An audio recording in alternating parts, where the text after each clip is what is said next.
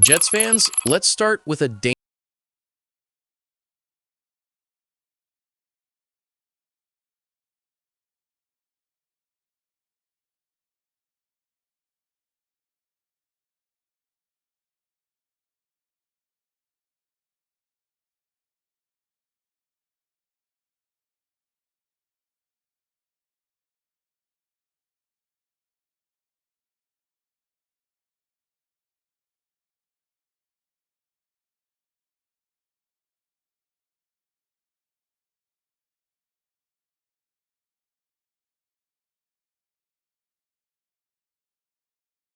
Subscribe to Jetstream News.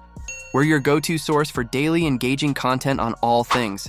Help us reach our goal of 1,000 subscribers this off-season by hitting that subscribe button now. Welcome to the Jetstream News Channel, your New York Jets news channel. Here you will find fresh news, and to follow everything, don't forget to subscribe. Today, only 20.2% are subscribed to our channel. Help us by sharing so that the news reaches many more people. Let's go to today's news. But sometimes, the boldest move is refusing to panic.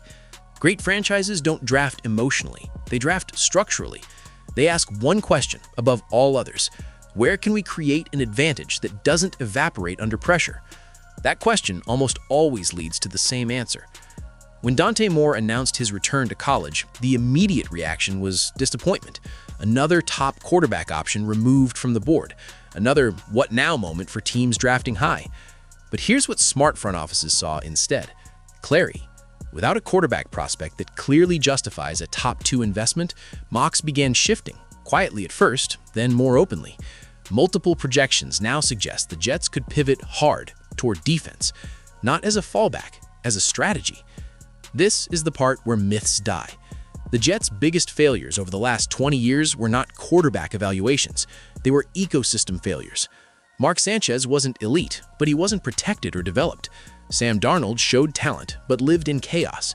Zach Wilson had tools, but no margin for error. Every one of them walked into a structure that demanded heroics from day one. That's not development, that's survival. And survival quarterbacks don't become franchise quarterbacks. Look at the teams that consistently matter in January: Baltimore Ravens, San Francisco 49ers, Pittsburgh Steelers. Early-era Chiefs before Mahomes broke the universe. What do they share? Not flashy offenses, not savior quarterbacks at the start. They share defensive dominance and organizational patience. Defense does something offense rarely can. It stabilizes chaos. It shortens games. It creates mistakes. It buys time. Time for quarterbacks to learn. Time for offenses to evolve. Time for mistakes without collapse. Here's the irony nobody talks about. Drafting a quarterback early is often seen as bold. Drafting defense is framed as conservative. That's backwards. Quarterback picks increase variance. Defense reduces it. An elite defender impacts every snap, not just the ones where protection holds and receivers separate. An elite defender changes game plans before kickoff. Offensive coordinators stop calling half their playbook. Quarterbacks rush reads. Mistakes multiply. That's not conservative. That's control. A pick this high isn't about help, it's about transformation. We're talking about a defender who collapses the pocket without blitz help, forces double teams every snap, redefines coverage flexibility behind him, allows the defense to dictate tempo. This kind of player doesn't show up often, and when they do, they age better than almost any position besides quarterback. If this pivot happens, Aaron Glenn's fingerprints will be all over it. Glenn understands something fundamental. Defense is not reactive. Defense is assertive. The best defenses don't wait for mistakes. They manufacture them. Pressure without blitzing, disguised coverage, discipline and gap control. This isn't about nostalgia, it's about math. A defense that can generate pressure with 4 changes everything downstream. This is where fans split. The fear is obvious. If not now, when? But here's the uncomfortable truth. Drafting the right quarterback is harder than drafting a quarterback.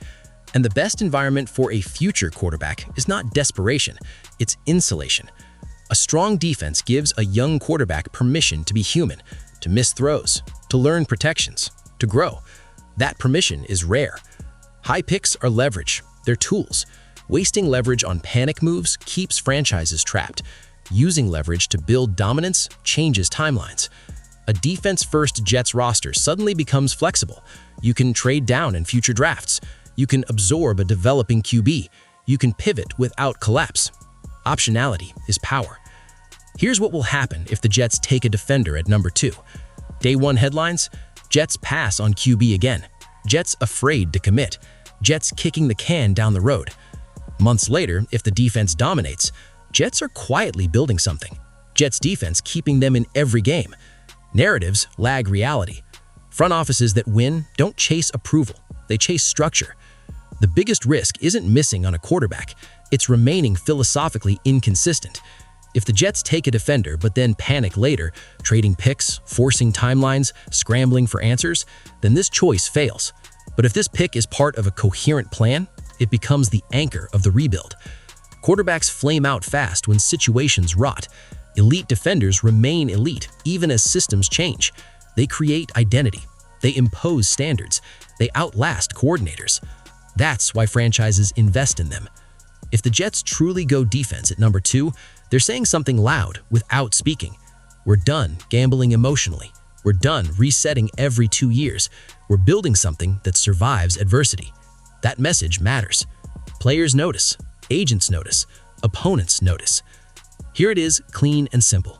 Franchises lose because they're impatient. Championship windows open because teams embrace boring excellence before flashy ambition. If the Jets make this pick, some fans will hate it. Some analysts will mock it. But years from now, it may be seen as the moment this franchise stopped chasing ghosts and started building gravity. So, now the question isn't who the Jets will draft. It's whether they'll stay disciplined when the clock is ticking, the phones are ringing, and the noise reaches full volume. Because the draft selects players, but philosophy selects futures. And right now, the Jets are closer to answering the only question that ever mattered. Are they finally ready to build something that lasts? Jets fans, if you made it this far, you already understand something most people don't. This draft isn't about a name, it's about a philosophy. So, now I want to hear from you. Do the Jets finally break the cycle by building through defense, or do you still believe the answer has to be a quarterback at number 2? Drop your take in the comments. I read every single one. If this analysis helped you see the draft from a different angle, hit the like button so more Jets fans find this conversation. And if you want real Jets analysis, not hot takes and noise, subscribe to the channel and turn on notifications, because the draft is just the beginning. This offseason is about decisions, and the next one might define the future of the New York Jets. And as always, go for it, Jets. Thanks for watching.